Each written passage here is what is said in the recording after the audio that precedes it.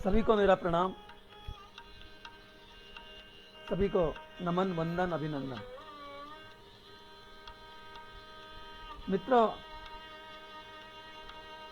आज हम बात करेंगे जो नवयुवक भ्रमवश या किसी के बहकाव में आकर के अपने माता पिता से अलग होते हैं, उनकी बात हम आज करेंगे। उनके लिए कुछ संदेश हमारी इस वार्ता में हम देना चाहेंगे। मित्रों, एक बार का किस्सा है कि परम प्रभु गुरु जी के पास एक डॉक्टर साहब गए और उन्होंने गुरु जी से कहा कि मैं अब मेरे माता पिता से अलग रहना चाहता हूं।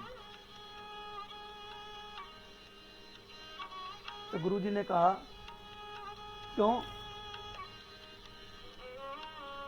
ऐसी क्या नौबत आ गई भाई जो माता पिता से अलग रहने की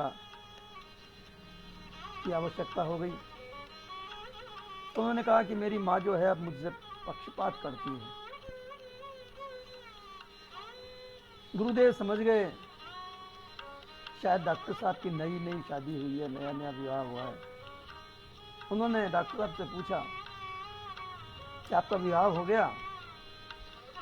तो डॉक्टर साहब ने कहा, हाँ, अभी 3 माह पहले ही हुआ है। तो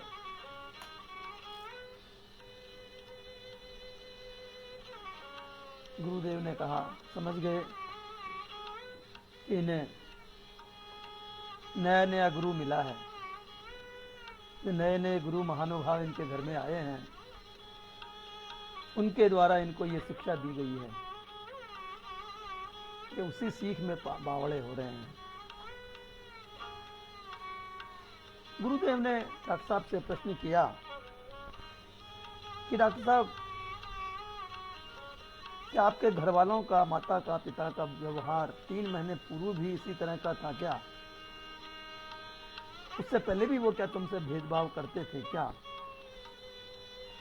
तो गुरुदेव ने कहा कि नहीं, उससे पहले तो ऐसा नहीं था। तो गुरुदेव ने कहा, ऐसा क्यों सोचते हैं डॉक्टर साहब आप? चलिए आपकी बात मान लेते हैं। तो आप बताइए कि आप अपने स्टैंडर्ड के हिसाब से या अपने बलबूते के हिसाब से, अपनी हैसियत के हिसाब से यदि एक फ्लैट किराए पर लेंगे तो कितना किराया लगेगा? डॉक्टर साहब ने कहा कि कम से कम 8-10 हज़ार रुपये किराया लगेगा। तो मैंने कहा एडवांस भी देना पड़ेगा, बिजली पानी का किराया अलग पैसा अलग लगेगा, नगर निगम का, नगर पालिका का पैसा अलग, टैक्स अलग देना पड़ेगा, और खाने पीने का खर्च अलग होगा, सामान अलग खरीदना पड़ेगा। तो गुरुदेव ने कहा, डॉक्टर साहब, आपको आपकी माँ ने 9 महीने तक पेट में रखा, अपने गर्भ में रखा, उसका किराया आपने चुकाया क्या? आप बताइए कितना किराया देना चाहिए उनको? डॉक्टर साहब, आप तो डॉक्टर हैं। उन दिनों में जब बच्चा गर्भ में होता है तो माता अपने बच्चे के फिक्र में, बच्चे को दुख न हो, बच्चे को तकलीफ न हो, और पूरे जीवन वो सुखी रहे, वो स्वस्थ रहे, उसके लिए वो कई तरह के अपने शौक छोड़ देती है, स्वाद छोड़ देती है।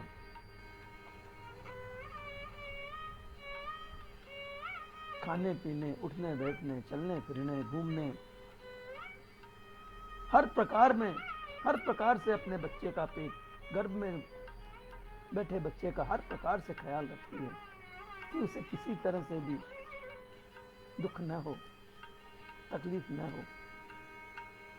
पर बच्चे के जन्म के बाद भी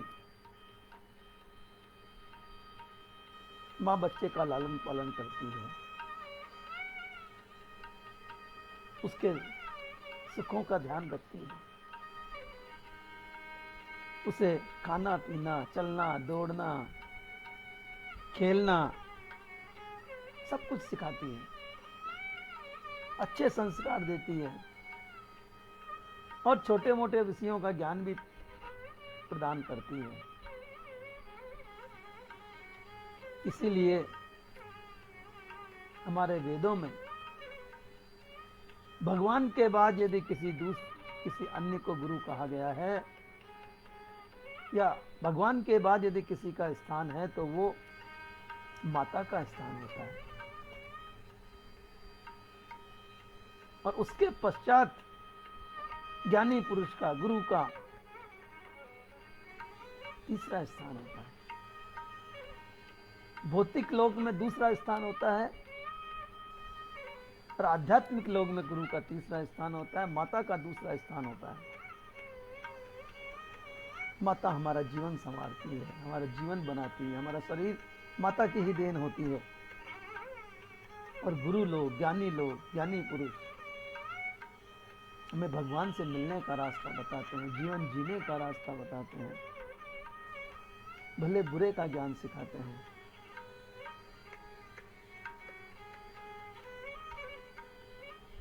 माता पिता ही एक ऐसे हैं जो प्रतिक्षण हमारी मदद करते हैं, प्रतिक्षण हमारे भले की सोचते हैं। और माँ तो 100 शिक्षकों के बराबर अकेली एक माँ होती है। माँ का ऋण हम कभी नहीं चुका सकते।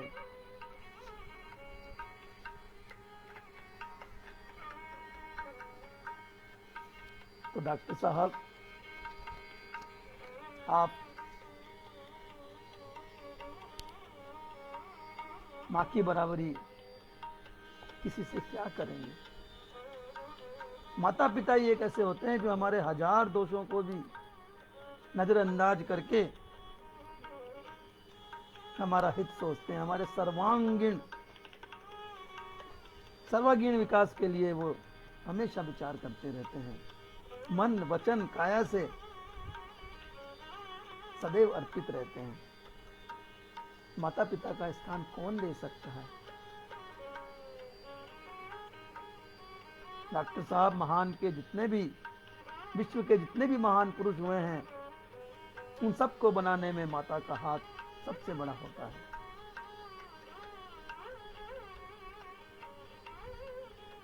यदि संसारिक जीवन में सुख भोगना है, सुखी रहना है, शांति प्राप्त करनी है, जीवन को सरल बनाना है, तो इसके लिए सनातन मंत्र है, अपने माता पिता की सेवा कीजिए।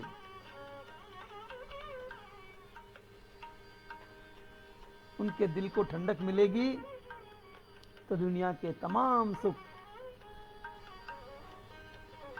कुदरती रूप से आपके पास चले आएंगे।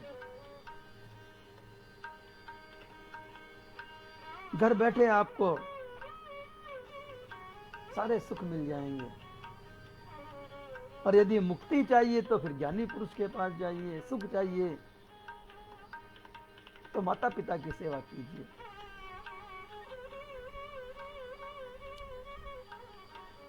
डॉक्टर साहब, मैं आपके माध्यम से संसार को बताना चाहता हूं कि यदि कभी क्रोध में, गफलत में माता पिता के मुंह से कोई ऊटपटांग शब्द निकल भी जाए तो पुत्र पुत्रियों को उस पर ध्यान नहीं देना चाहिए। उनके शब्दों को कभी भी पकड़ करके नहीं बैठना चाहिए। उन शब्दों के प्रति कटु भावनाओं को छोड़ करके उनके समर्पित जीवन की तरफ देखिए कि उन्होंने हमारे लिए कितने समर्पित होकर के हमें इस काबिल बनाया है। हमारे माता पिता ने हमारे पालन पोषण, विकास और मनोरंजन के लिए बिना किसी शर्त के कितने रुपए व अमूल्य जीवन, अमूल्य समय उन्होंने खर्च कर दिया है। उसका जोड़ लगा करके यदि सोचें तो हम उनके कर्ज का ब्याज तक भी नहीं चुका पाएंगे। हमारे माता पिता ही थे जिन्होंने हमें केसर का दूध बना बना करके कटोरे भर भर के पिलाए हैं। हमने जो चीज मांगी, जिस चीज के लिए हमने माता पिता को कहा, उन्होंने किसी भी प्रकार से कष्ट से या राजी खुशी से हमें ला करके वो चीज दी, हमें वो वस्तु दी है।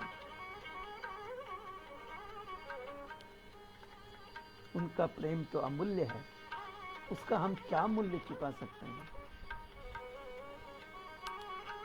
मित्रों, हमारे दोस्त हमें आधा कप चाय भी पिलाते हैं तो हमें उनके 2 कार्य करने पड़ते हैं।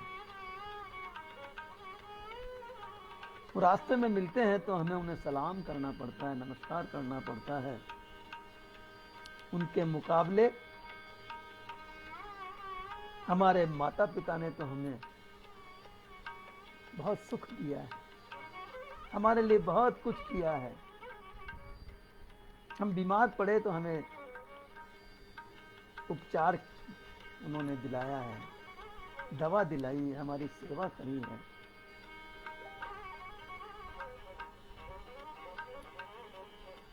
हमारे लिए उन्होंने क्या कुछ नहीं किया, और हम उन माता पिता से अलग होने की बात करते हैं। ये सारे कर्म हमारे माता पिता ने अपना फर्ज समझ करके किया है, करते आए हैं। और अब बच्चों को भी अपना फर्ज समझ करके उनकी सेवा करनी चाहिए। साथ ही साथ ऐसा नहीं है कि अपनी पत्नी को त्याग देना चाहिए, नहीं, पत्नी का भी ध्यान रखना चाहिए। क्यों? कि वो भी अपने माता पिता को छोड़ करके तुम्हारे साथ आई है। उनका भी ध्यान अवश्य ही रखें, उनसे प्रेम करें, उनकी दुख सुख की बात सुनें,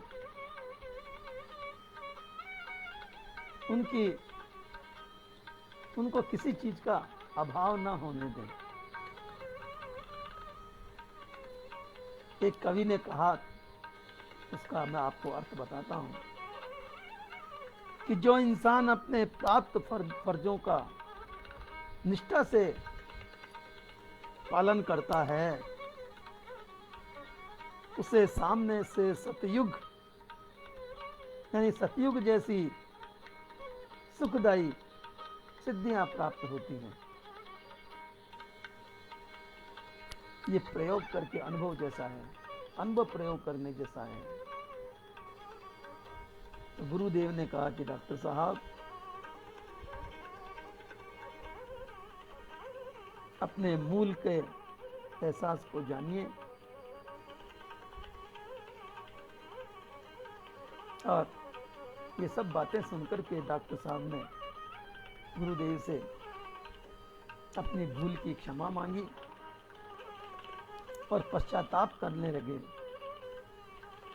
और अंत में उन्होंने आसक्ति भरी संसारी दृष्टि से नहीं बल्कि गुरुदेव की निष्पक्षपाती दृष्टि से जीने का निश्चय किया और गुरुदेव को कहा कि मैं अपने माता पिता के फर्ज को कि उनके प्रति जो मेरा फर्ज बनता है उसको कभी नहीं भूलूंगा।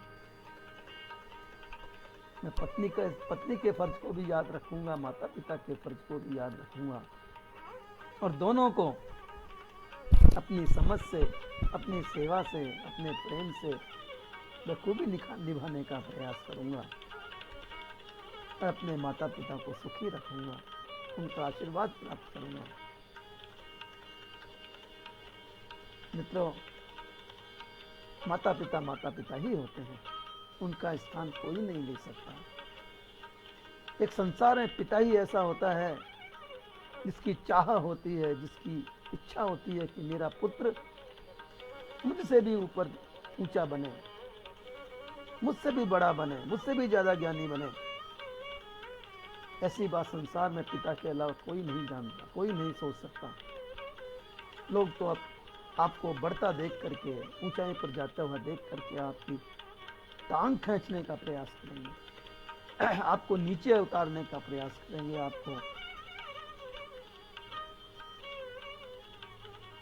आपके पतन के लिए क्या क्या नहीं करेंगे, ये आप स्वयं अंदाजा लगा लीजिए। तो मित्रों, आज बस इतना ही। कल फिर एक नए प्रसंग के साथ, नए विषय के साथ प्रस्तुत होऊंगा। तब तक के लिए आज्ञा। शुभ रात्रि। जय सिया राम, जय हनुमान, जय भारत।